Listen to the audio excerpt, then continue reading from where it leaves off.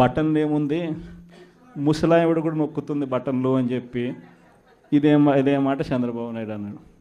మరి ఇదే చంద్రబాబు నాయుడు ఎందుకు బటన్లు నొక్కలేకపోతా ఉన్నాడు అని చెప్పి ఇదే చంద్రబాబు నాయుడిని ఈరోజు గ్రామంలో ఉన్న ప్రతి ఇంట్లో ఉన్న వ్యక్తులు కూడా ఈరోజు అడుగుతూ ఉన్నారు.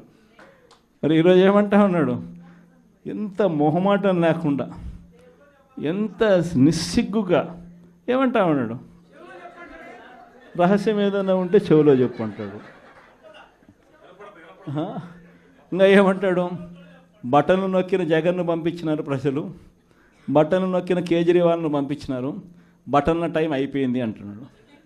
అంటే మొహమాటం లేకుండా నిస్సిగ్గుగా ఇంత దారుణంగా అబద్ధాలు చెప్పి మోసం చేసి అధికారంలోకి వచ్చిన వ్యక్తిని, ఈ వ్యక్తిని చీటర్ అంటామా, 420 కేసు పెట్టాల్సిన కేసు కాదా ఇది అని చెప్పి అడుగుతా ఉన్నాం. అందరం కలిసికట్టుగా ఈ ప్రభుత్వాన్ని గట్టిగా బంగాళాఖాతంలో కలిపే పరిస్థితిలోకి తీసుకొని పోవాలి. ఎన్నికలైపోయాయి, దాదాపుగా 9 నెలలు కళ్ళు మూసుకొని కళ్ళు తెరిచేసరికి అప్పుడే 9 నెలలు గడిచిపోయింది. నిజంగా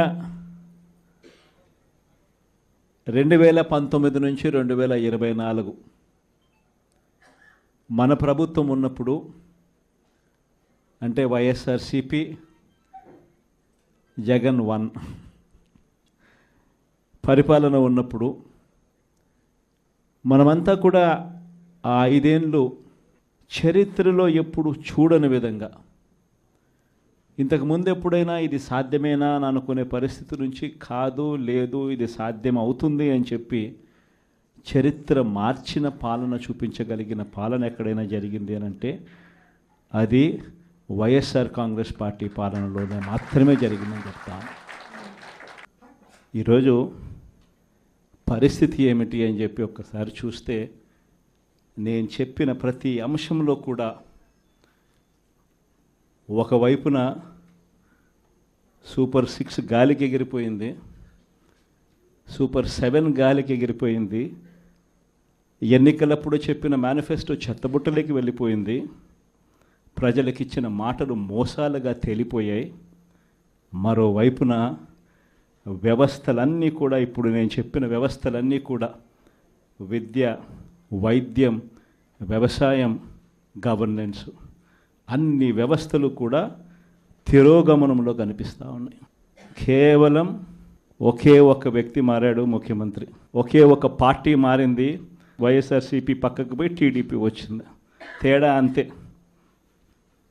ప్రతి వ్యవస్థ తిరోగమనం, ప్రజలకు అంతవరకు అందుతూ ఉన్న ప్రతి పథకం రద్దు, వీళ్ళు చేస్తామన్న ప్రతి పథకము మోసం, అబద్ధం. కేవలం 9 నెలల కాలంలోనే ఇవన్నీ మన కళ్ళ ఎదుటే ఇవాళ కనిపిస్తూ ఉన్న పరిస్థితులు.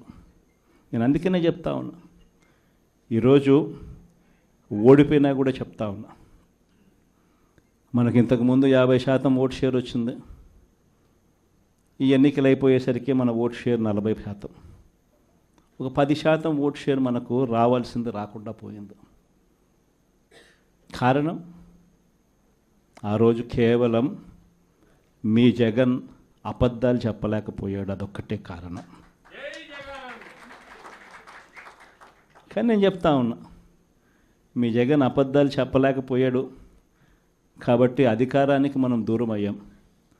కానీ అధికారానికి దూరం అయినా కూడా మీ జగన్ మీ గుండెల్లోనూ మీ మనసుల్లోనూ లీడర్ అంటే ఇలా ఉండాలి అని చెప్పి మాత్రం ముద్ర వేయగలిగాడు.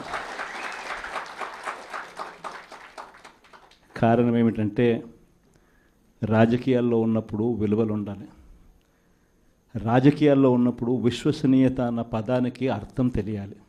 ఈ జగన్, మీ జగన్ మరో 30 సంవత్సరాలు రాజకీయాల్లోనే ఉంటాడు.